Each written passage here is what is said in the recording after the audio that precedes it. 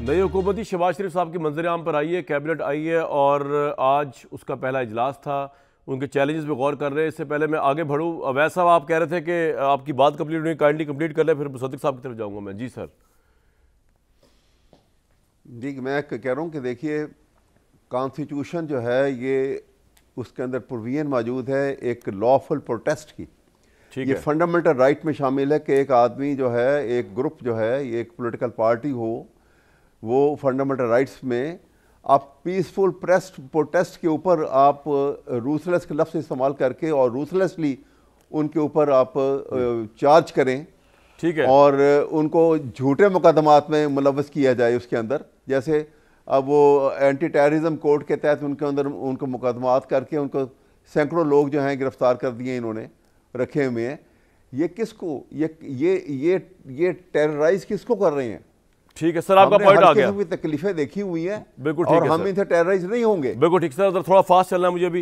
मुसद्दिक साहब, बात ये है कि एक तो आपकी पॉलिटिकल प्रॉब्लम ये हो सकती है कि आपको हल करने के लिए मसाइल पीटीआई को साथ लेकर चलना पड़ेगा। दूसरा ये भी सोच हो सकती है आपकी कि अगर ये बाहर आ गए, इमरान खान हो गए या ये लोग इफेक्टिव हो गए, तो हम माइनस हैं, क्योंकि उसके कोई भी रीज़न हो सकते हैं। इमरान खान का इम्पैक्ट हो सकता है, इलेक्शन का रिजल्ट हो सकता है, इनकी प्रोटेस्ट की वो हो सकती है, वॉट एवर। तो आप किस तरह देख रहे हैं, या कोई थर्ड ऑप्शन भी आपके जहन में? क्योंकि मुल्क तो फिलहाल आपने चलाना है, आपके हाथ में भाग दौड़ है। अवैध साहब जितना ही प्रोटेस्ट करते रहे, चलाने वाले तो आप ही हैं। अब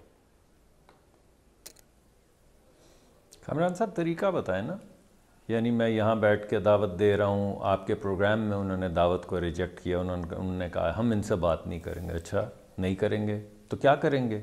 आप कैसे सियासतदान हैं? आप पार्लियामान में बैठे हुए हैं, और पार्लियामान में बैठे हुए सियासतदानों से बात नहीं करेंगे तो भाई किससे बात करेंगे? आप आज भी क्या एम्पायर की उंगली का इंतजार कर रहे हैं? ऐसे तो नहीं होगा ना। अगर सियासतदान है, अगर जी बात तो कर लेने दे भाई, मैं मुसद्दिक साहब कंप्लीट कर लें। आप कर लें बेशक, बात कोई हर्ज नहीं। साहब कंप्लीट कर लें। बात ये है, बात ये है कि अगर आप सियासत करना चाहते हैं, सियासत के ज़रिए चीज़ों का हल ढूंढना चाहते हैं, तो आइए बात करें ना। अब हम हाथ बढ़ा रहे हैं, एक दफ़ा नहीं 4 दफ़ा हाथ बढ़ाया। अभी प्रोग्राम में आपको ऑफ़र किया, आपने भी, आपके बॉस ने भी झटक दिया, आपने भी झटक दिया। आपने कहा इनसे कौन बात, तो किनसे करेंगे आप बात? उनका नाम बता दें कि हम इनसे बात करना है। बता तो आप देते हैं, लेकिन वो आपकी सुनते नहीं हैं। तो आप बार बार कहते हैं कि आपसे बात नहीं करेंगे। अरे भाई, किसी से तो बात करेंगे या सिर्फ आग लगाएंगे? मैंने तो पहले आपको कहा हुकूमत बना लेते ना।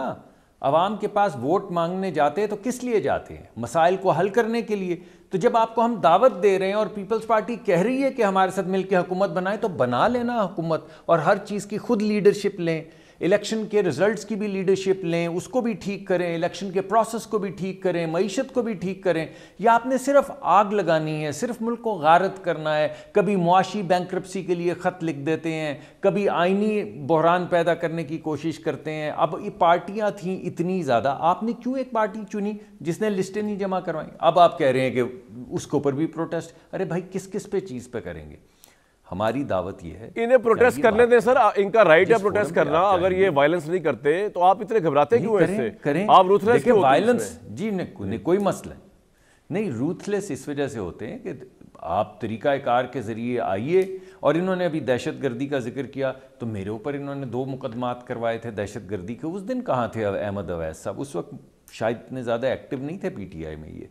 तो उस वक्त क्या था, वो दहशतगर्दी के पर्चे जो थे वो ठीक थे, क्योंकि हम तो दहशतगर्द हैं, मैं तो दहशतगर्द हूँ। और आज के जो पर्चे हो पुलिस कर रही है वो सही हैं। ये क्या बात है भाई? पॉइंट आ गया सर। आपकी बात बिल्कुल ठीक है। जो कानूनी तौर पे प्रोटेस्ट कर रहे हैं वो ज़रूर करे, मगर कानून को अपने हाथ में ना ले। और यही मरियम साहब ने बिल्कुल ठीक है जी। मज़हर अब्बास साहब, आपको नज़र आता है कि तहरीक इंसाफ जो मांग रही है इस गवर्नमेंट से, वो इनके पास देना पॉसिबल? वो चाहते हैं सियासी कैदी रहा हूँ, वो चाहते हैं इमरान साहब बाहर आए, वो चाहते हैं इलेक्शन का रिजल्ट जो है वो फौरी तौर पे जो है वो वही हो जाए जो कि वो समझ रहे हैं कि इस तरह धांधली हुई है। ये इख्तियार में भी है नून लीग के जो वो मांग रहे हैं, या आपको लग रहा है कि वो एक impossible desire, impossible wish list है जिसका मकसद ये है कि सिर्फ ये हुकूमत ना चले? देखिए कामरान, अगर चीज़ें करना चाहें, हुकूमत करना चाहे, तो बहुत सी चीज़ें without even talking to PTI आप कर सकते हैं। मसलन इलेक्शन ट्राइब्यूनल्स की जिस तरह मैंने बात की, प्राइम मिनिस्टर एक लेटर लिख दें चीफ इलेक्शन कमिश्नर को कि जी इलेक्शन ट्राइब्यूनल्स की तादाद बढ़ा दी जाए, क्या इसमें कोई ख़राबी है? क्योंकि अगर कोई ये क्लेम करता है कि धांधली हुई है तो वो इलेक्शन ट्राइब्यूनल के थ्रू जाएगा ना, लेकिन अगर पूरे इलेक्शंस के लिए 2 या 4 ट्राइब्यूनल्स बनाएंगे तो उससे जाहिर है मदर साहब शहबाज शरीफ साहब को सूट करता है ये कि इलेक्शन ट्रिब्यूनल बना दी जाए, क्योंकि जितने रिगिंग के इल्ज़ाम है वो तो उनकी पार्टी पे लग रहे हैं। मैं ये नहीं कह रहा उन्होंने की होगी, वो तो चलेगा पता जब सामने आएगी, लेकिन उनको सूट किस तरह करता है कि ऐसा इलेक्शन ट्रिब्यूनल जल्दी जल्दी बने जिसमें उनकी सीटें कम होने के चांस 50% है, 50-50 है। हाँ कामरान, अगर मुझे ये एतमाद है कि मैं फेयर इलेक्शन के ज़रिए आया हूँ तो मैं कभी भी हिचकिचाऊँगा नहीं ट्राइब्यूनल बनाने में। मैं कहूँगा 4 कहते हैं 8 ट्राइब्यूनल बना लें। मैं इलेक्शन कमीशन को लिखूंगा कि जी इसके फैसले जो कि लिखा भी हुआ है कि ट्राइब्यूनल के फैसले 4 महीनों के अंदर अंदर होने चाहिए। आप कहें 3 महीनों में फैसले करें आप। अगर मुझे पता होता है ना सबसे ज़्यादा कि मैं इलेक्शन सही बेनिफिशियरी है कि नहीं है, बिल्कुल ठीक है, आप सही बात कह रहे हैं। अगर मैं सही तरीके से जीता हूँ, देखिए माजी की जब हम बात करते हैं तो माजी भी बहुत तल्ख है, जो मुसद्दिक मलिक भी बात कर रहे थे, आमिर इलियास राना भी बात कर रहे थे, चाहे वो राना सनाउल्लाह हों या हनीफ अब्बासी हों, केसेस अपनी जगह होते हैं, लेकिन जिस अंदाज में चीज़ें हुई थी वो इंतहाई काबिल मजम्मत थी। लेकिन आपको तो फिर एक मिसाल कायम करनी है ना। बिल्कुल ठीक सर। अगर आप मिसाल कायम करके आगे बढ़ते हैं बिल्कुल ठीक, तो आप वोटर को और अवाम को एक अच्छा मैसेज देंगे। अगर आप अच्छी गवर्नेंस की मिसालें कायम करते हैं, अगर आप चीज़ों को कंट्रोल करते हैं, अगर आप ज़्यादा से ज़्यादा पॉलिटिकल टॉलरेंस शो करते हैं, तो ये आपके हक में जाएंगी बातें, ये आपके खिलाफ नहीं जाएंगी ये बातें। अगर आप असद तूर और इनके मामले में या पैका जिस तरह एफआईए इस्तेमाल हो रही है, अगर आप इन चीज़ों को कंट्रोल करेंगे तो ये बातें आपके हक में जाएंगी। सर आपका ये पॉइंट आ गया। गवर्नमेंट ऑफ द डे हो, हमारी मसला ये कि हम रिवेंजफुल हो जाते हैं। बिल्कुल ठीक। आमिर इलियास राना साहब, ये हौसला कर सकती है शहबाज गवर्नमेंट के जी ट्रिब्यूनल्स तहरीक इंसाफ को राम करने के लिए या उनको काम डाउन करने के लिए ट्रिब्यूनल्स की तादाद में इजाफा करिए, आपको लगता है कि नहीं मुश्किल हो जाएगा उनके लिए, क्योंकि हो सकता है उनको कॉन्फिडेंस ही ना हो ट्रिब्यूनल का रिजल्ट क्या आएगा? मुझे ये बताएं कि ट्रिब्यूनल बनाने किसने हैं? रिस्पेक्टिव हाई कोर्ट्स ने।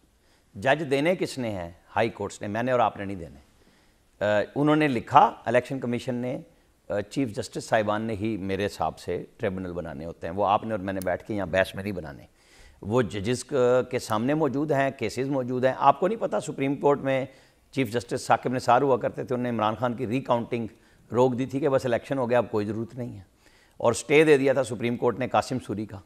जब हम बात करते हैं तो हमें सारी चीज़ें देखनी होंगी कि वो जो जीत के आए थे, वो एतमाद के साथ आए थे, वो बहुत ठीक जीत के आए थे 2018 में, तो वो भी ये सब कुछ कर सकते थे।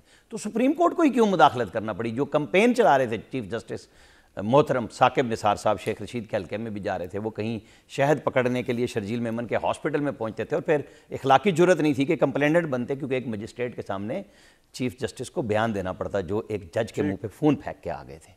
मतलब वहाँ उस वक्त ये हो रहा था कि पाकिस्तान के अंदर बादशाह एक चीफ जस्टिस की है। आप और हम क्या चाहते हैं कि जो मुझे पसंद है मैं वो बोलूँ, जो आपको पसंद है वो। तो हमें फेयर बात करनी चाहिए कि भाई आप पार्लियामेंट में आ चुके हैं, आप पार्लियामेंट के जरिए ये सारी डिमांड मनवा सकते हैं। आप आईएमएफ में फेडरल गवर्नमेंट ने आपसे हेल्प लेनी है, केपी में आप वहाँ पे अपना पूरा केस रख सकते हैं कि भाई जो हमने खत लिखा था चले हो गया, वो तो हमें कोरा जवाब आ गया, टका सा जवाब आ गया, लेकिन हम आपको तब हेल्प करेंगे जब आप हमारे ये इशूज़ हैं इसके लिए कोई कमेटी बना दें। बिल्कुल ठीक है सर। अगर आपको करना है कुछ, अगर ये करेंगे तो आप जब ये सारी चीज़ें छोड़ के मैदान से भागे, मुझे ये बताएं कि क्यों हम ये मुतालबा ना करें कि जी फिर आप पार्लियामेंट में बैठें। अब आप और मैं, मदर साहब की बात से मुझे कोई इख्तलाफ नहीं है, लेकिन वो चीफ जस्टिस ने जिस तरह उन्होंने पहले कहा कि हम अपने जुडिशल ऑफिसर्स नहीं देंगे रिटर्निंग अफसर बनाने के लिए, तो मैंने और आपने मजबूर कर लिया था उन्हें या नहीं कर लिया था? यही सियासतदान सबसे ज़्यादा अदलिया को गालियां देते थे कि जनाब इन्होंने। सर आपका पॉइंट आ गया।